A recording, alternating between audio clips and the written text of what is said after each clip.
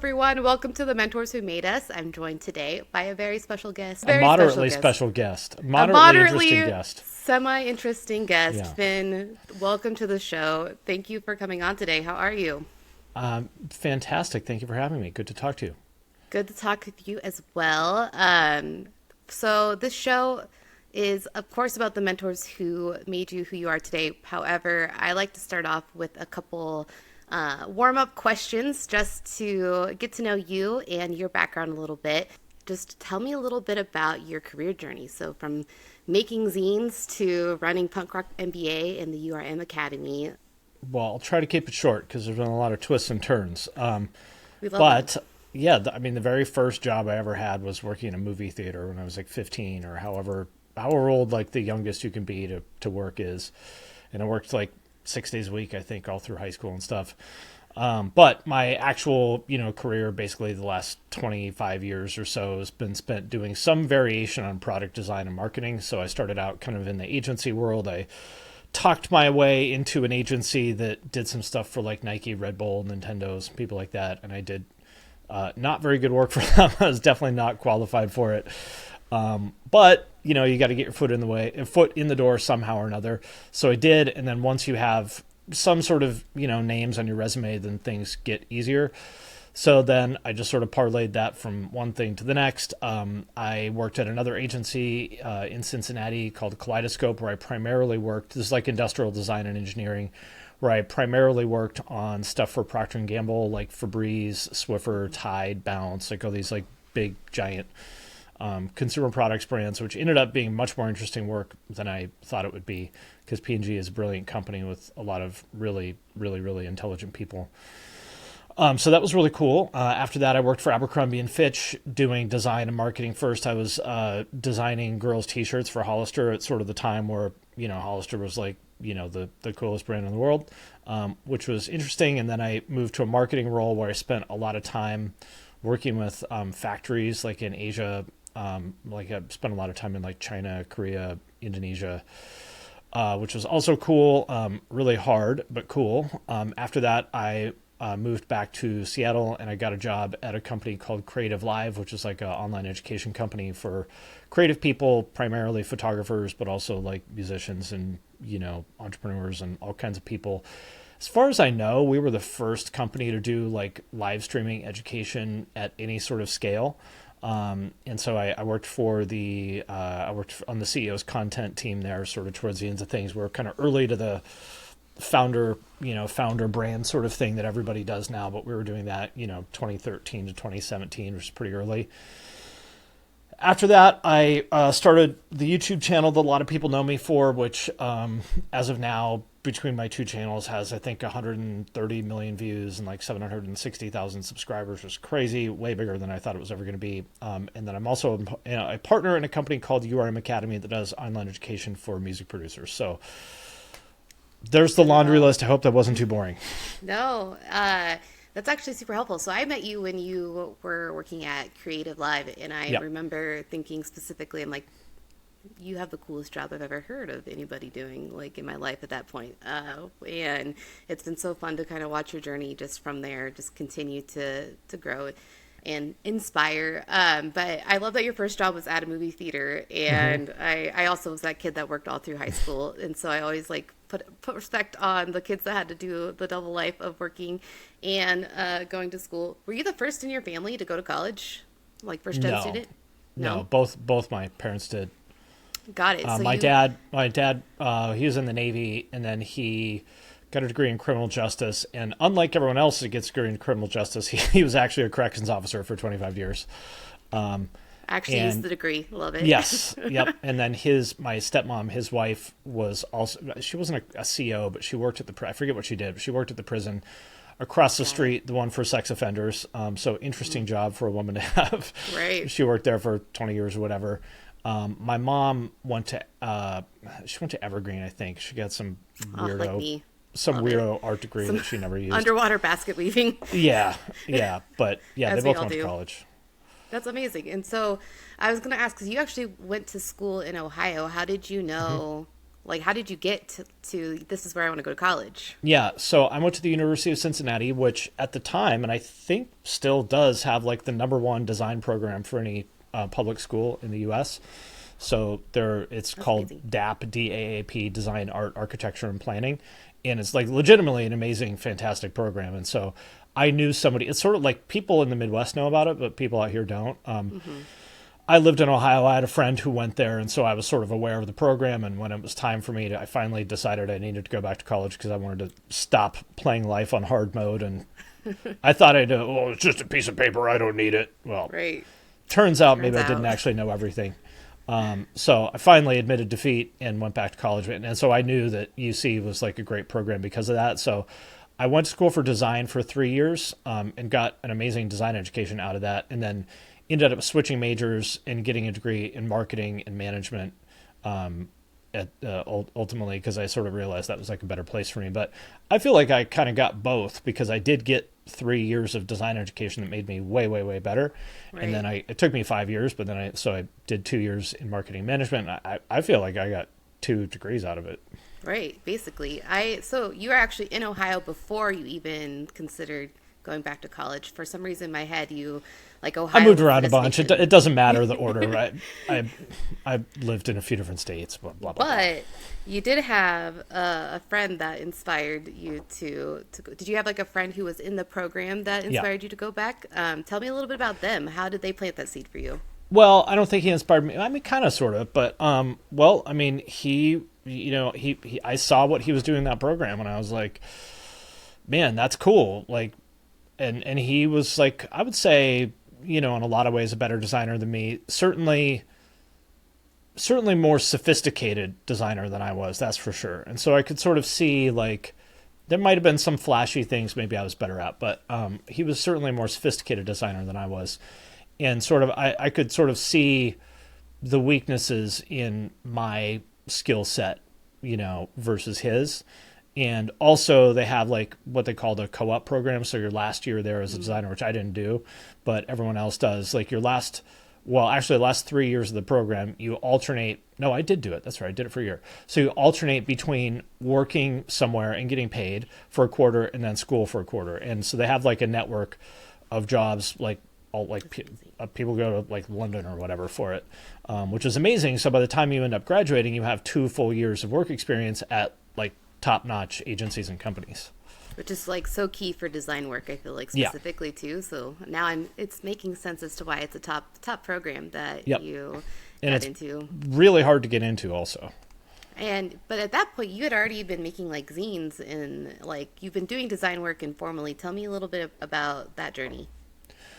Well, I started making zines when I was, I think, 15 or something, 14 or 15, which for anybody who's not familiar is basically like a little like do-it-yourself magazine. So this is back in the days when print media, when people still read print media. So for me, this was like early 90s, mid 90s. And there was just like, I was really into music at that time. And there were some kinds of music that I was into that nobody was really writing about, sort of like underground punk type stuff. Nobody was really writing about that. And I was like, well, I guess I will. And so I started doing it.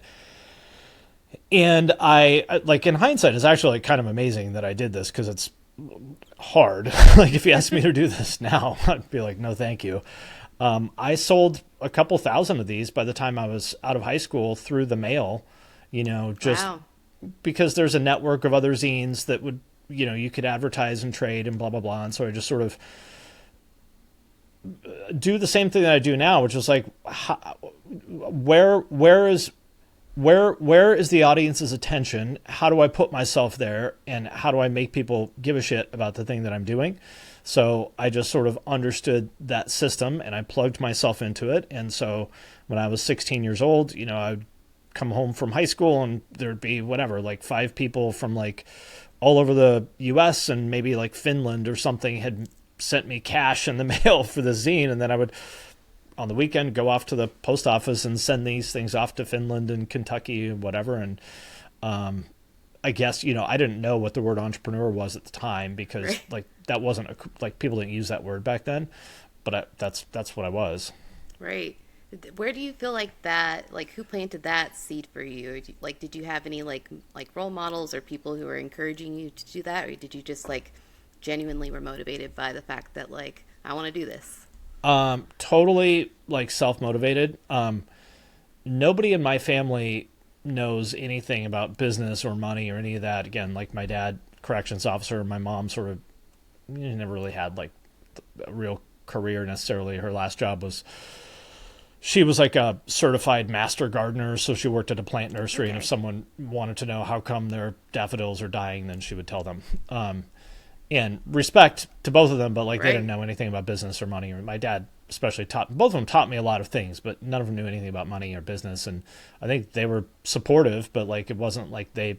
I mean, we didn't talk about it or like I Yeah. just did it. I've read about this quite a bit recently, and you're familiar with like the Big Five personality model, personality trait? Have you heard that? Oh yes. Yep. I know all Yeah, about that. The social yeah, questionnaires. yeah. So it's pretty robust. Like it's like pretty valid. Like it's supported by science and stuff. And one of the interesting things I read about is the degree to which Big Five personality traits are heritable, meaning genetic, and it's a lot. You know, you could sort of debate, people will debate what the exact number is, but it seems like roughly like half of that. So things like conscientiousness, like I was just born this way. I don't think, I mean, I work really hard and a lot, and I have an ability to sort of understand systems that probably most people don't, and I'm very consistent, and it's not because like I'm so great and I found this amazing morning routine and rah, like I was literally just born this way. And the reason I say that is because I think a lot of us beat ourselves up because we aren't, the way that we quote unquote think we should be, meaning that we don't have the same, we're not, like, oh, I should be more like Kate, because she does such, well, you're literally not the same person. And a lot of this stuff is genetic. And like, would it make any sense to be upset at yourself because you're not 7 feet tall? Right. Of course not. Like, well, I don't know. You're not 7 feet tall. I don't know what to tell you. Right. So the reason I say that is because a lot of people ask me this. They're like, oh, how are you so consistent? And how do you do all these things? Like, I don't choose it. Yeah. Like, it just comes out of me.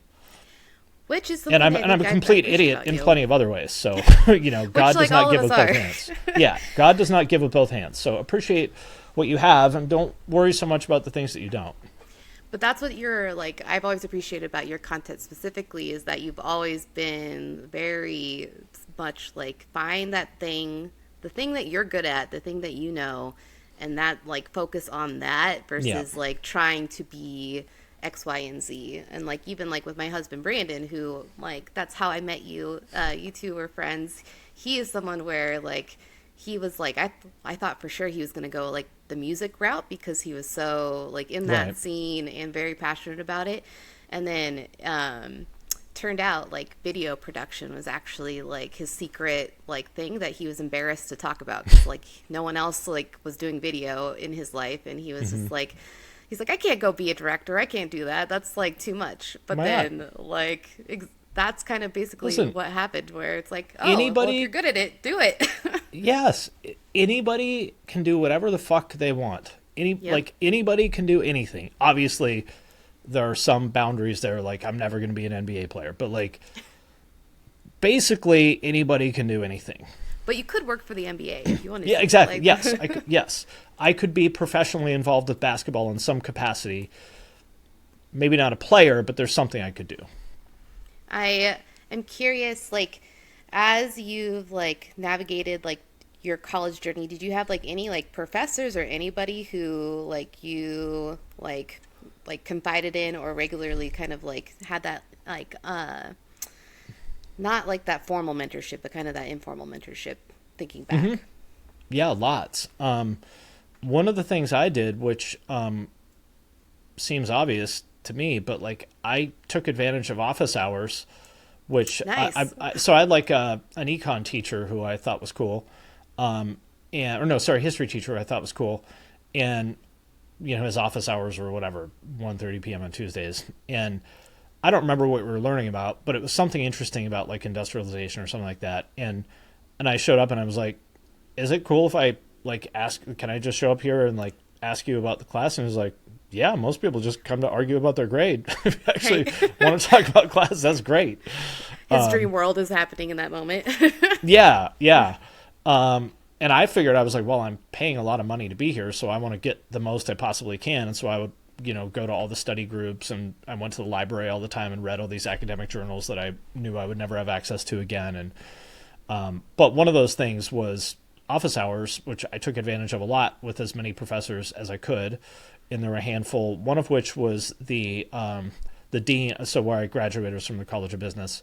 One of which was the dean. Her name is Mary Ann Lewis, and I just talked to her on LinkedIn the other day. Oh, I love it. And she really helped me. Like, her sort of domain is like organizational behavior, which is basically like social psychology in the context of business. And so she, really helped me understand that at a much deeper level. And again, was just happy. Like, I would just show up and be like, "Hey, I read this, academic journal article. Here's what I thought about it. Is that right?" And we would just sort of, it was just, I don't know, just great to have somebody to. I figured if I have access to somebody who can answer these questions at a very high level, why would I not take advantage of that? Right. And that's one of the best things about like going back to school, like, or not going to college right out of high school, I think, is that you have that, like, I'm paying for this and Yeah. this is an Yeah. investment. And so I'm going to take this a little more seriously. I just wish, like, having worked in education for forever, like, I wish I could take some of that intrinsic motivation that comes with that just to Yep. instill it into, because then you're able to take advantage, like, and use your resources. You actually are motivated intrinsically to care about those academic journals where it's like, Yep. okay, like, these people are telling me this is like a special thing. Like, I guess I'll actually listen to them because I'm paying for it at the end What of an the day. idea. I remember once I missed class, and she kind of gave me a hard time about it because she thought maybe I was being lazy or something. Yeah. And this is before she knew me as well. And I was like, I don't remember what the numbers were, but I was like, I'm paying this many thousands of dollars per quarter to be here. And there's this many classes. That means it costs me $200 every class. Trust me, I'm not going to skip one of these on purpose. I love it. And she was like, all right, fair Fair enough. enough. Which I love. And like the way that probably no other student had ever said something like that to her before, where she's probably just like, all right, those Yeah. are the students that literally like make your life when you're working in it, where it's like, oh, you're taking this to Yeah. it's just so sad in education, especially right now. Higher ed is in like a terrible state where it's Yeah. like nobody wants to be there, both the teachers and the students. And because like everyone's like, I got YouTube. What do I need like to come to? Which, like, to be fair, YouTube is There's some like, truth to that. There is a lot but there. But the information delivery piece is one, I would argue, probably the least significant part of like education. So yes, YouTube is a good substitute for the information delivery piece. It's not a good substitute for the other parts. Right. That social emotional, the connections like that you're Yeah. able to make, being able to like come back, which I'm curious, like, as you've navigated like starting your own YouTube channel, like, is that something where, did you have anybody in your life who had done that before or anything close to that you could like look up Yes. to and ask questions? Tell me about that. Yeah, two people. So, well, for one, at Creative Live, I worked on the CEO's YouTube channel. Got So, and he had, I don't know, 200,000 subscribers, something at the time. So me and one other person basically did all his YouTube content. So I already had some experience with it. Got it. And so I learned, I would say, in that situation, we're all sort of learning from each other. It's mentor to me sort of implies a hierarchy. Right. And in this situation, it's more just like we're peers that are all kind of learning from each other, which is maybe a little bit different thing. I don't know how you think about that. Peer mentorship technically is its whole other like Got it, domain, okay. but it's actually one of the most effective. I'm like, from the nerdy level, like, it's actually the most effective form of mentorship. Yeah, because of that peer influence. Yeah, exactly. I would argue, yeah, that was certainly my experience. So working with her, I mean, she was a badass. Working with her on that stuff, like, really sharpened my skills there. And then I was also friends with a YouTuber, you might know him, a guitar YouTuber named Ryan Bruce. Most people know him as Fluff, who he was one of the kind of earlier big guitar YouTubers that were getting hundreds of thousands of views and that sort of thing. And even though the stuff I was doing was in a totally different space, just being able to ask someone who was, hundreds of thousands of subscribers ahead of me, Right. whatever stupid questions, and he was willing to answer them, was definitely very helpful. That is like so important. Is like find somebody who's like a couple steps ahead of you that like not necessarily like, or find, if you have someone who is like, well, like way already making it, like great, but like Yeah. if you could find It's someone not who's just necessary. a couple steps ahead, like that's the sweet spot because Yep. they're still motivated. They still remember how freaking hard it is to get Yep. started. Yep. And that when you're in that stage, you're like, I'll help anybody. Like it's like after you graduate college, anytime someone says, I'm a college student, can I ask you some questions? It's like, of course I'm going to help you because I remember what it's like to be in college and it fucking sucked. And Right. I want to make it maybe a little less like hard for the next person. But I'm curious oh, go ahead. Well, I was going to say the real hack there is when one of those people tells you something, listen to them and do it. Please. Don't Or be try. like, yeah, well, I know you have 10 years of experience doing this and I have 0, but I'm still just going to do things the way that I want to do them, even though it's empirically proven it's not working. And it's like those people, right. I think, like, all right, like you might as well go be self-made then, because Yeah, like go no for one it. is no one's actually self-made or who's successful. I think Right. in any true regard. But I think that's the hardest part too. Is like when people, I think there's different levels of comfort where I'm the type of person I'll ask anybody anything, like because I'm like I'm humble. I'm like, I don't claim to know anything. I need people to get, where I'm going. But I know plenty of people who are like very much like, I don't want to seem like a dumbass and ask this stupid question and like will get in their heads so much. But it's like, then you have another like, where it's like those people who are more like me who are like, oh, I'm going to ask questions.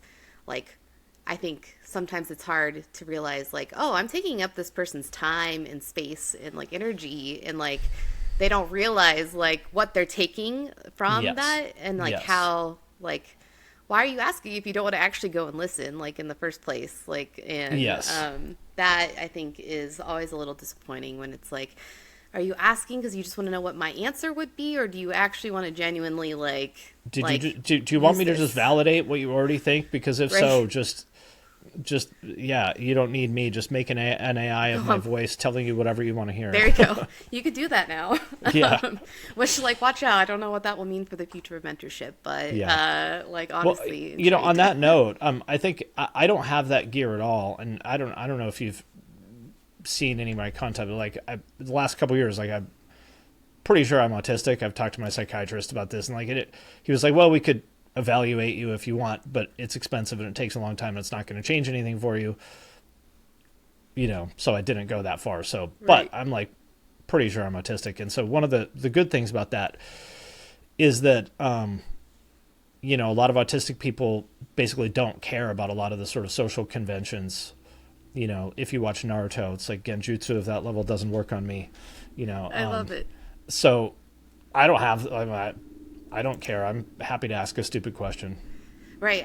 I'm also, like, neurodivergent, and I'm like, shout out to my neurodivergent friends because, like, it's like, if I need to know something, I'm going to ask. But it's like, that's a skill set I wish I could, like, teach or, like, give to other folks where it's But like, again, that's born, I think. right. That's like brain chemistry. Brain chemistry, and then if you're going to learn how to be good at it and you don't have it, it just takes practice and trial Yep. and error and a lot of fail, and people are scared, I think, of that, especially when it comes to like people. But I think something that you actually did earlier on with the punk rock MBAs, like you actually had a pretty robust, I don't know if you would call it robust, but I considered it at the time, like Facebook group that Yeah, that's um, right. it felt very much rooted in mentorship. Was that your intention when you created it, or is that kind of just Yes. a consequence of it? No, that's exactly what I intended it to be. Yeah, because I forgot about this actually, but yeah, before it was a YouTube channel, it was just like a Facebook group, basically, with, I don't know, maybe 1,000 people or something in it. So like not huge, but enough to be pretty good. Yeah. And the idea was basically for a place to be a place where people could talk about business who wouldn't normally be the type of people to talk about business. And, I don't think it ever quite took the shape that I sort of wanted it to be, but the seeds were there. Yeah. That's what, like, for Brandon and I, that's where we started, was in the Facebook group. And Okay. which is hilarious. Neither of us have been on Facebook in years, but the other day Brandon was like, I kind of missed that Facebook group. And I was like, me too, a little bit. I'm like, what happened to that? The LinkedIn is that now. Have you, like, recently started dedicating more time to LinkedIn in a similar fashion of, like, using it as that kind of, like, mentorship advice, or am I perceiving that wrong? Or if it's, No, like, you're another right. way? Okay. So I decided to quit YouTube around December or so of last year. And I said, now I didn't actually quit until a couple weeks ago, but I knew I was going to do it back then. And I said, well, I'm going to, as YouTube winds down, I'm going to build LinkedIn up, because LinkedIn is where the people that I really want to be talking to and working with are. Yeah, I post on there every day. It's awesome. And so what I've been doing instead of YouTube is coaching entrepreneurs on how to grow on LinkedIn and YouTube. So using LinkedIn or YouTube to grow their business. And I've been way more successful with that than I thought I was going to be. I mean, I've probably worked with like 40 people or something this year so far, helping them to see the potential in their story and their knowledge, and to tell it, just to sort of they're not changing anything, but just like reframing the way that they share that in such a way that it will reach a larger number of people and have a bigger impact. And a lot of that is me just listening to them and saying, well, it sounds like you think X. And I think that's really powerful because of the following reason. So if we said this, I bet that would be pretty compelling to people. And they're like, yeah, that would be cool. Yeah, let's do that. A lot of mentorship is just sitting there, listening, repeating back what you're hearing, and like helping people realize like what they want and are motivated by. Which isn't as fun as telling people what to do and how to do it. I love it. I think it's super fun. I don't want to tell anyone what to do. Right. That power of meeting people where they're at consistently is like such a skill that like you really have to like study and develop, I think, over time, because we're all just like live reacting to our like, oh, you asked me a question, so let me tell you how to do it. But mentorship takes like an extra layer of like, all right, how do I not tell you but also like show you? Yeah, and just, I mean, a lot of it to me is really just helping them make choices and trade-offs. It's like, okay, well, it sounds like there's 3 things you're interested in, but you probably don't have time to do all 3 of those. Which one of those is, if you had to focus on one, which one would you choose? Like, well, this, and like, okay, well, it sounds like you kind of like this, but you're saying you want to spend more time on it, but you don't actually really enjoy it. And like, yeah, I guess I don't. Right. It's like, you're like, well, then why do it? You don't have to. it's just helping people make choices of like, well, you're telling me you don't have time to do both of these things, so we got to choose one. Let's figure out which one we want to choose. Going back to your younger self, do you have like moments where you wish you would have had someone to kind of help you choose which direction to go? I'm curious what advice basically you would give yourself if you were talking to the high school version of yourself now. What advice would you give them? Well, I really wish, when I was that age, which is in the 90s, if somebody was autistic back then, it meant that they were nonverbal, like they sat in a corner and stared at the wall and rocked back and forth. They were like profoundly, autistic. Right. And mental health also, like if someone took, antidepressants, that meant that they were like crazy. Right. Like, oh, did you know that Kate's mom takes pills for depression? Like, oh my God. It's like the big scare of the town. Yeah.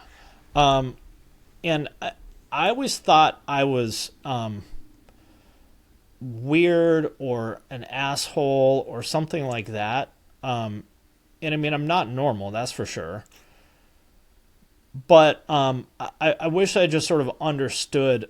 I wish that I could explain that. I wish I could explain neurodivergence to myself when I was younger, because it would have.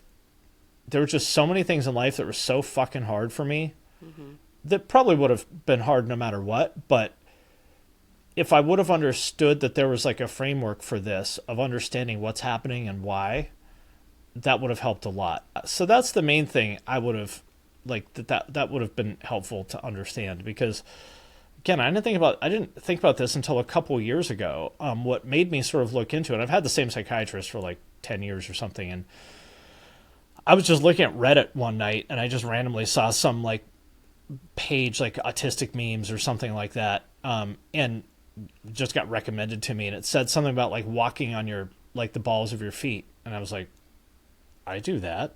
What? You're like, wait a second. I've always sort of joked about it because like I don't like the feeling of my feet being on the floor if I'm not wearing shoes, even if I am wearing shoes, like it's my heels rather being on the floor. Yeah. And I was like, that's an autistic thing? What? And then Right. I read the rest of the thread and like probably 90% of it checked out. And I was like, Right. oh dear. You're like, wait a second. Oh. This isn't how I expected to find out about this, which Yeah. I feel like is a lot of people's reality at this like point, especially with like TikTok and everything Yeah. like blowing up. So that's the other thing I talked about with my psychiatrist a lot. And I like him because he's like very, he has like a, you know, he's a psychiatrist. He's also a lawyer. So like very, very smart guy, who, Dang. you know, I love thinks that. very like analytically and systematically. So like, I just ask him a lot of like technical questions, which for some reason is very therapeutic to me. Same. But I mean, Where I'm getting like, help to me the understand the science of yeah, this. yeah, exactly. So, I mean, getting to the conversation about mentors, I mean, I pay him for his time, but Right. I don't know if that counts. But I mean, I'm very grateful that I have him in my life, and he's helped me sort of understand a lot of things that were difficult for me. I'm curious if you've ever had like a surprising or like an unexpected source of inspiration you've encountered. Is there ever a moment where you thought you were going to go one way and like something completely took you another direction? Oh yeah, I mean, everything in my career is that like I never thought I'd be a fucking YouTuber, you know, or I never thought I would work on Swiffer. Like when I worked on like Balance, the fabric softener things, like I had never bought fabric softener in my life. I was like Right. a 25-year-old guy that lived like a baboon, you know, like I barely knew what fabric softener was, you know, let alone to be working on it as a designer, but I did. You know, to me, as far as like inspiration goes, like you know, and we sort of talked about this earlier, but I will, like anybody, if I respect you and trust you, and I can make that assessment very, very, very quickly, like sometimes like in like 10 seconds, then I will listen to you, period. Yeah. And I remember one of the people who, when I was really struggling with so I was really, really, really having a hard time getting along with people at work, which in hindsight was because I didn't understand what autism was and how that, you know, sort of made things more difficult for me, but I didn't understand that at the time. And I was just like really sort of desperate for help. I was like, what the fuck? Like, I feel like everyone just fucking hates me. And I'm just trying to help. And the more I try to help, the more it makes people angry. And I don't know what the fuck, like, what do I do? Right. And so I was like, I'm just going to literally ask everybody I know that, you know, that I respect or trust for advice. And I'm going to try it. And one of the people I asked was the doorman at the office building I worked at. And he was at the time probably 50 or something like that. I don't know his whole story, but I know he had definitely been around the block. I think he used to be a crackhead. He like got his throat cut and stuff. But he was like, Wow. you know, he was a very, at this point, he kind of reminded me like Idris Elba. He like had a really like strong presence at this point in his life. He had sort of cleaned things up. And he was like, well, listen. And so I asked him, and he knew everyone that I worked with. And I was like, just told him what was going on. I was like, what the fuck should I do? And he's like, listen, sometimes you just got to fake it till you make it. Like, you know, act like the person that they want you to be. And I was like, okay. And I tried that, which it's actually masking, which I didn't Right. know that term at the time. But Same. but sometimes you do have to mask. Like, I don't think it's, Yep. you shouldn't do it more than you have to because it's very psychologically difficult. But sometimes you do have to. Like, that's a skill you need to develop. Is like, okay, I understand I got to put the mask on right now. So we're going to do that. And then I'm going to take it off as soon as I can. But it's a thing Right. you need to learn how to do. And that was like, you know, kind of life-changing advice for me. And it's the fucking doorman that a lot of people would, I shouldn't say just because I don't mean to disrespect him. But my point is like Right. that a lot of people wouldn't listen to him because he's just a doorman. But I mean, I'll You listen to need to anybody about trust- anything. I feel like that's such a skill set, as being actually able to listen and wanting to listen to Yeah. people and like respect their like feedback that they have. Has that something you've always like, have you had bosses in the past, for example, that like you've like they didn't pass the test, but you still kind of like had to follow what they were doing? Or have you always been able to build that relationship with anyone you've worked for? Oh no, I've had plenty of challenges with that. Which again, like I guess there's another autistic thing that I learned about is sort of like a sense of fairness or justice. Yeah. Which for me manifests itself more in like pursuit of truth. Is like Yeah. be like, but what you said was wrong. That's not true. That's not correct. And I just like I'm just like a fucking pit bull with those things. I will not let it go. And I sometimes I'm like you need to let this go, and it's very hard for me. Yeah. And that's why I don't have any problem with someone like I had a boss at Abercrombie. He was such a fucking asshole. He was like basically verbally abusive. Oh, the worst. Like, but it didn't bother me because he was always right. So Oh. like he would come in and be like, "What the fuck is this?" and throw something down on our desk, and I'd look at it and I'd see what he was talking about. I was like, "Oh, you mean because this thing here looks like it's probably darker than it should be. We printed less." I was like, "What the fuck? That looks black. It should be fucking gray 65. Who signed off on this?" And I'm like, "I did." And he's like, "What the fuck is wrong with you? Like, does that look fucking gray to you? It's black." I'm like, "No, you're right. Sorry. I'm not gonna, yeah, you're right. I Damn. fucked up. Sorry." It didn't bother me. Yeah. And he was like, "Okay." Right. It didn't bother me because he was right. Whereas those other people who were very nice, but they were wrong. Right. And that was way more challenging for me. Okay. I want to be mindful of your time, and so I'm good. I No would love no to hurry. know though, when you're thinking back at like the key people who have like supported you in your life, whether it's loved ones or like official mentors, non-official mentors, who are like the key people who come up for you where it's like, I would definitely not be doing this if they hadn't had done this. I mean, my wife would have to be, number one, obviously. Yay. I want to make sure I give her a shout out. I mean, she's been so supportive of all the fucking just exhausting ways that my brain works.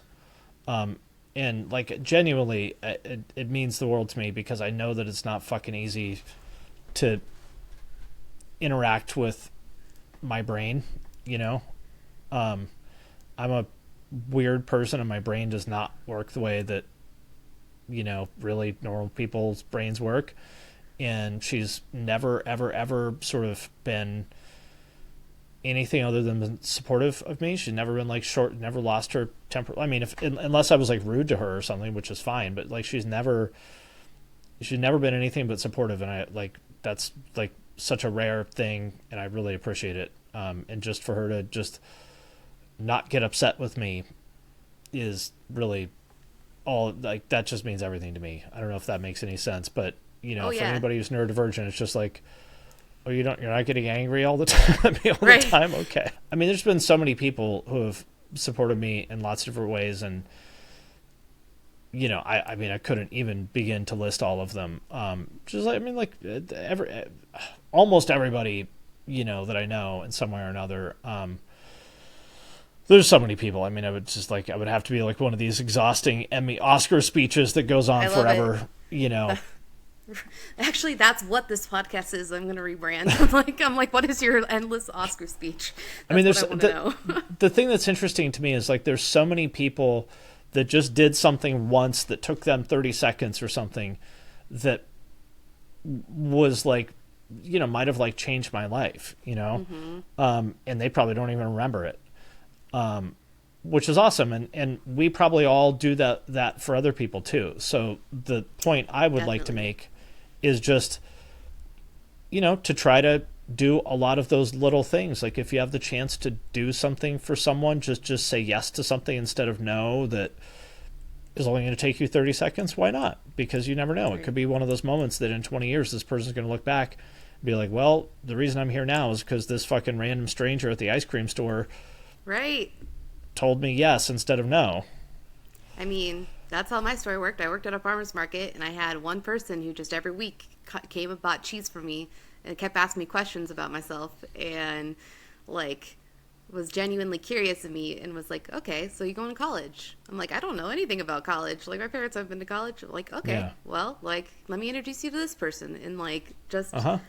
simple people who like had no reason other than the fact that like, oh, they're probably wondering why is there a child literally working at this farmer's market. But like, that's interesting in itself. But like, it worked Right. out in my advantage where I was able to like use these people to guide me and give me information that I didn't have access to. And it's just people who have taken that interest in I don't know. I miss working customer service every day of my life now because of that. Like, because like the people that you meet in Yeah. the one-off that are just like going to like completely truth bomb you because there's like Well, they're there once, they have no reason to lie, totally. or like because they do show up every week and care about you.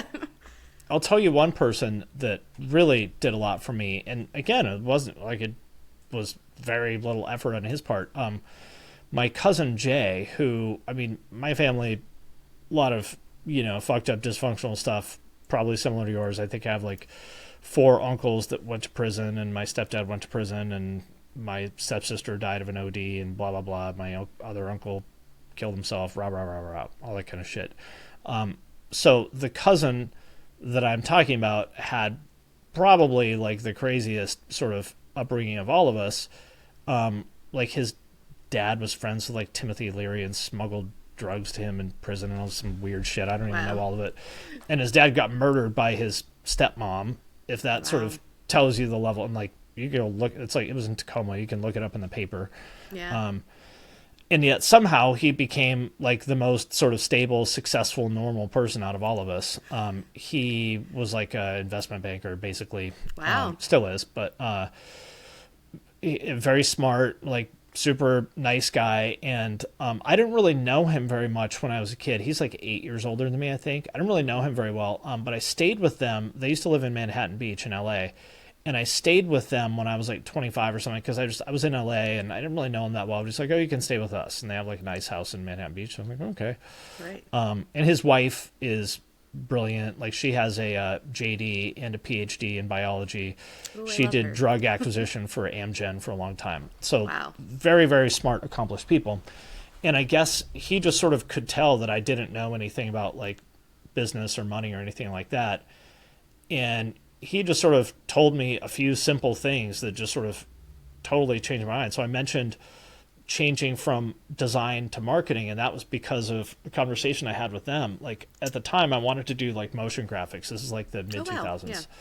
And I was getting pretty good at it. Not like great, but I was getting pretty good and like getting to the point where I was starting to be on the radar of some of these studios I would want to work at. Like they weren't offering me jobs yet, but it's like, okay, that might happen, soon-ish. And so I was telling him about this, and he was like, "Okay, oh, that's amazing." And I showed him like I was doing this DVD magazine at the time. I showed him. He was like, "Wow, you did that? That's amazing. Well, tell me more about this. Like, where are these places that you want to work?" And he wasn't trying to challenge me. He was genuinely asking. Right. And I was like, "Well, they're mostly in like Venice or Santa Monica." And he was like, "Oh, okay." He's like, "Just out of curiosity, how much do these kind of jobs pay?" And I told him, and it was like not much. It was like I don't know, like $45,000 a year or something. And this is like 2005, so it was more money, but it's still not a lot. He's like, Right. okay. I was like, but I really like doing the work. He's like, no, I get it. And he's like, okay, well, what are the hours like? And I was like, well, they're pretty long. And like, just basically by the time that sentence came out of my mouth, I was just like, oh fuck. You're realizing in real time. Yeah. And again, he was not trying to burst my bubble or anything. Yep. I just sort of realized it. I was like, oh shit. This is Yep. bad. And and he sort of helped me understand how entrepreneurship works. Like I used to think that you started a company just to work there forever. And he's like, well, you can, but it's better if you sell it. And I was like, He's like, I love oh, that. I didn't even think that was an option. yeah, just this kind of basic shit. And, just those few conversations they had with me and my other, his wife, my other cousin is brilliant. And she told me a lot of things about sort of how the corporate world works that, still sort of inform how I do things. So, I mean, that would be an example of two people that really, again, it took them like half an hour or something out of their day, Right. but changed my life. That's honestly like the key to good mentorship is just asking great questions and like that being which takes being genuinely curious about somebody. And so that's the key is like anybody out there looking to be a mentor, like the true thing is like you have to genuinely give a shit about the person you're talking to and treat them seriously and ask them questions. Because like that's the first thing is everyone wants to tell you don't get an English degree, but they never tell you like why they're saying that. It's because it's like, oh well, do you want to live in LA with an English degree? Okay, what's the job prospects look like? What's the cost of living look like? What's the like? That's the I mean, the there's a curiosity pathway. you gotta Let's lead talk with about it. what that might be, and if Right. you want to take that pathway. And if you do, cool, but Right. maybe you don't. We'll see. You're gonna have to be a budget expert, and that's like Right. if that is what you're good at and you are okay with that, and that's the trade-off, then great. But at least you know what you're getting into before you're actually pressing the full pedal down. And Or like, are in how do it. we find a way for you to make a lot of money such that you can live in LA with an English degree? That's possible too. Right. It's another Exactly. option. Exactly. If you want to be a teacher, okay, what are different ways you can teach in the world? Like, does it have to look like a K-12 Right. education Right. or educator? There's just so many different ways. But again, it's like people don't lead with that curiosity. They lead with that, like, quick to judge of, like, oh, you can't do that. You're going to be poor and broke and starving artist. And it's like, that doesn't help anybody, like, at the end of the day, because that's what everyone else is going to say. And it's also not true, or it doesn't have to be true. I mean, Doesn't have to be. because I know a lot of fucking rich people that play fucking bass for a living and they're fucking millionaires. Right. You know, Right. it's possible. Exactly. Is it But it's going to be easy? Probably not. But no. I've just But you seen should ask so them many. first. Yeah. I mean, I've just seen so many people do things that are quote unquote impossible or unrealistic or whatever that I've learned to just totally deprogram myself of that. Like literally anything is possible. Yep. Let's just talk about how it would happen and decide if we want to do that or not. Again, but go back to that. What's the reality of it? What's the reality of the world that it's in? And then Yeah, like one guy I from know who there. plays bass, who's a multimillionaire, I would guess. I don't know for sure, but probably. Like he played bass for Ozzy Osbourne. Like, Yes. how did he get there? He will tell you how he got there. Right. And it's like start asking those questions. And it's like again, those people tend to be like, and if you're like a good mentee and like actually do what is said, like what they tell you, the advice they give, they're going to care and want to hear about your updates. Yes. That's a big thing I think people don't realize is like people are more invested in you than you give them credit. I think if they took the time to answer your question, that means that they're bought in. Yep. And show them that your actions are aligned with your ambitions. Yes. That's what will make them want to do more for you. Like if you come back to them a month later and say, hey, back in July we talked about this and you said I should do this, so I did that, and then I also did the following other 5 things. What should I do next? They'll be like, oh Yes. shit, okay. Right? You listened? Wow, no one knows that. But that's the thing is like if you genuinely care, that's the thing is most people like people love to talk about themselves in one way or another, I think. And I think it's because you're able to demonstrate, the stories that have like it took to get to where you are. Yeah. And like when people are actually wanting to learn from that, like it means a lot. And it's like, and then people actually are like actively taking your advice. It's like, it's a very rewarding, gratifying feeling. It And is. so, People love it. Like Right. people love to help. At least a lot of people do. Maybe not everyone, but like generally, Right. I think generally speaking, people like to help. Right. And so I always encourage All you folks got to do is ask the take their question. help. Yeah. Right. Ask the question, and the worst thing, they'll ignore you or they'll say no. But half the time, I feel like more times than not, people are like, can be like, well, you took the time to be thoughtful about asking. Like, let me at least share a little bit about what worked for me, at least. And accept help when people offer it. Do you know how many people I have offered to help for free with LinkedIn and they just never take me up on it? I don't want to know because it makes me sad to think I'm like, about it. You don't have to. That's cool. But like, Right. why would you not do this? Right. You're like, I'm telling you, like, I've cracked this code. Right. I made $14,000 last month doing this. You made 0. Right. Do you want to make money from the thing? All right. Here's how. Yeah. I'm telling you I will help you for free because I like you. Right. And if you And don't, you're just not? Okay. right. And I always wonder, and it's like in those moments, I often wonder like what that is. If it's like a matter of like they don't believe they have what it takes to do I your think it's that. advice. Yeah. And they get in their own heads where it's like You can ask more questions. You can, if you're scared of like what that looks like for you, like you can continue. I mean, at least from what I know of you, I'm pretty sure you're someone who would continue to work with them even if they thought they couldn't do that Of advice. course, as long yeah, of course. Like as long as they're trying, that's really all I ask. I don't Yeah. really even care if they're bad at it. Right. You know, so I You mean, got to that's one start somewhere. yeah, well, like you mentioned earlier, meeting people where they're at. That's one thing that has helped me a lot in the work I do now is like doing jujitsu for a long time, which I'm not like the best at. I'm a purple belt, which is sort of the beginning of like good, I guess you could say. That's where you would start doing a lot of coaching of people and stuff. And so I've learned a lot from that of showing people who are new how to do a thing. And like, I can tell like they just, it's like, you can't do this right. And like, there's other people who get frustrated by that. And like, no, do it like this. I'm like, dude, he can't do it. Right. Like he doesn't have the leg dexterity to do what you're asking him to do. He's doing his best. Just leave it at that. Right. And maybe this is as good as he's going to get at it, or maybe in 6 months he's going to better at it. But like you can't you can't take a white belt and make them into a purple belt in 1 2-minute conversation. You got to give this time and let them cook. Do you think that's like part of the reason, like, do people realize or not even realize that you're going to offer them that when you're giving them that advice? It's like, hey, I'm here for the highs and lows. You don't have to be this perfect example of it. Or do you think people get more frustrated just because they immediately can't do something and they want to quit? Like, I don't know. That question doesn't even make sense, I think, but I'm just like curious why people don't want to do no, things. that does no, it makes perfect sense. That's the difference between people who pay me and people who don't. Ah, The people who pay me understand everything you just said. They're like, I'm probably going to suck at this at first, and it's probably going to be a little bit bumpy and embarrassing, but whatever. That's part of the process. Let's do it. yeah. The people who don't pay me are the ones who just have told themselves all that stuff is too scary and they just never even start. Interesting, which goes back to our original, I think, conversation too about being, if you go into college with a little bit, not right out of, you know what you're investing in, Yep. and you're like, all right, like, I got to figure this out one way or another, Yep. and this person is here to, that's their job, is to help me do the thing, Yep. which, again, is fascinating. But I'm going to wrap up there. I appreciated our conversation about all. I know we didn't get into the weeds of the mentors who made you, but I feel Oh, like that's this fine. was still a great conversation around all those themes, and appreciate you coming on.